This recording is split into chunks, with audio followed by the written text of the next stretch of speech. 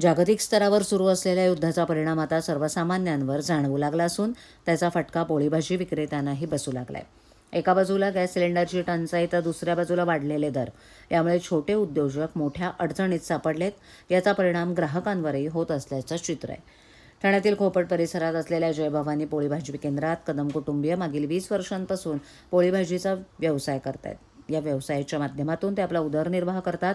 मात्र सध्या वाढलेली महागाई, गॅस सिलेंडरचे वाढलेले दर आणि पुरवठ्यातील अडचणी यामुळे हा व्यवसाय चालवणे कठीण झालं असल्याची नाराजी त्यांनी व्यक्त केली आहे। गॅस सिलेंडरच्या दरात वाढ झाल्यानं आणि सिलेंडर मिळण्यात अडचणी येत असल्यानं उत्पादन खर्च मोठ्या प्रमाणावर वाढलाय। त्यामुळे पोळीभाजी विक्रेत्यांसमोर व्यवसाय टिकवण्याचं मोठं आव्हान उभं राहिलंय।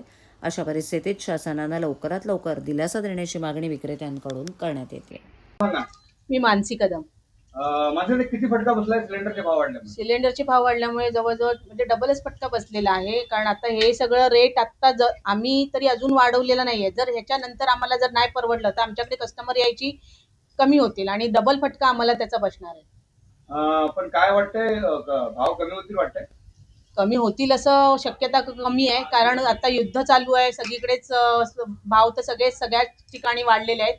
भाव हे नाही कमी झाले तर आमच्या रोजीरोटीवर त्याचा परिणाम होईल।